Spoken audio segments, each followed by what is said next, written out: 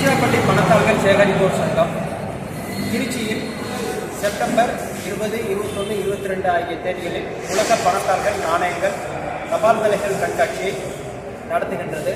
சிறப்பு விருந்தினராக பத்மஸ்ரீ ஸ்கோப் இயக்குனர் மதிப்பிற்குரிய சுப்புராமன் அவர்கள் கண்காட்சியை திறந்து வைத்துள்ளார்கள். இந்த கண்காட்சியில் ஒரு மனித இனத்தின் வரலாறு குறித்து எடுத்துரைக்கப்பட்டுள்ளது. ஒரு மனித இனம் தோன்றும் பொழுது அவர்கள் வேட்டையாடி அவர்கள் எங்கெல்லாம் ஒரு செல்வ வளங்கள் உணவு இருக்கின்றதோ அப்படி வாழ்ந்த ஒரு மனித இனம் ஒரு இடத்தில் குழுக்களாக ஒன்று கூடினார்கள். அது ஒரு சமூகமாக உருவாக்கப்பட்டது.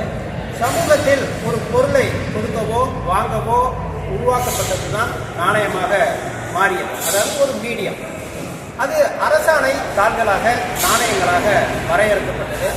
அந்த நாணயங்கள் அந்த நாட்டு எல்லைக்கு உட்பட்ட வகையில் மட்டும்தான் அது செல்லுபடியாகும். அந்த வகையில் இந்த நாணயம் பல பேரரசுகளை, மன்னர்களை கண்டு இந்த நாணயம் காலங்கள் கடந்து நிற்கின்றன.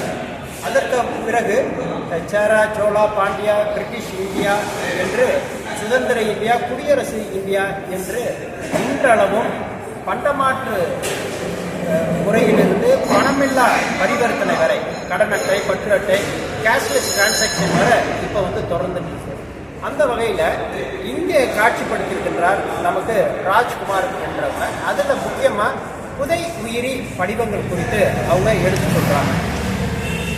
படிமங்கள் பல கோடி வருடத்துக்கு முன்னாடி ஏற்பட்ட பிரதேசத்தில் மரங்கள், எல்லாமே நன்றி ஒரு நாள் அது குறைஞ்சப்போ அது இருக்கிற சிலிக்கேட்டை பூமியில் இருக்க சிலிக்கேட்டை போய் அப்போ சாதாரணமாக பார்க்குற மரம் இந்த நாளில் என்ன கிட்டத்தட்ட ஒரு 10 மில்லியன் வருடங்களுக்கு முன்னாடி மரம் கல்லாயிடுச்சு.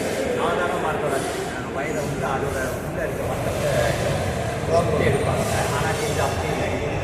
மாற்றம் இதெல்லாம் 10 கோடி வருடம் இது நம்ம தமிழ்நாட்டில் கிடைக்குது. இதில் பல கோடி வருடங்களுக்கு முற்பட்டது. அதனால் இதெல்லாம் ரொம்ப வெயிட்டாக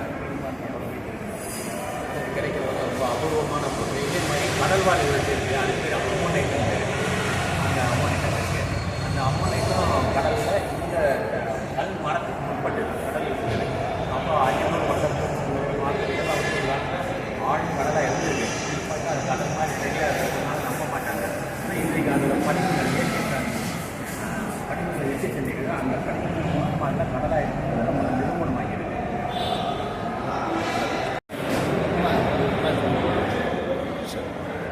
பொதுவாக ஃபாசில்ஸ் என்று சொல்லக்கூடிய புதை உயிரி படிமங்கள் வெளிச்சு அடிக்கும். இந்த புதை உயிரி படிமங்களானது கடலாக இருந்து நிலப்பரப்பாக மாறிய நிலங்களில் சிலிக்கா அந்த கனிம வளங்கள் அதிகமாக இருக்கக்கூடிய இடத்துல இந்த புதை உயிரி படிமங்கள் தமிழ்நாட்டில் அரியலூர். இது கிரிட்டிஷியன் பீரியட் என்று சொல்லுவாங்க. பல மில்லியன் ஆண்டுகள் முன்பு கடல்வாழ் உயிரினங்கள் மண்ணில் புதைந்து அந்த உயிரினங்களோட ஃப்ளஷ் இதாகிட்டு அதோட படிமங்கள் மட்டும் அந்த கனிம வளங்கள்னால அது இப்போ உருமாறி கல்லாக இருக்கிறது. இதுதான் ஃபாசில்ஸ். இது கிரிட்டிஷியன்ஸ் பீரியடில் இது இருந்ததாக ஆய்வுகள் சொல்லப்படுகின்றது. தற்பொழுது நம்மளுடன் இதை பற்றி சொல்வதற்காக சிறப்பு விருந்தினர் பத்மஸ்ரீ சுப்புராமன் அவர்கள் இணைந்திருக்கிறார்.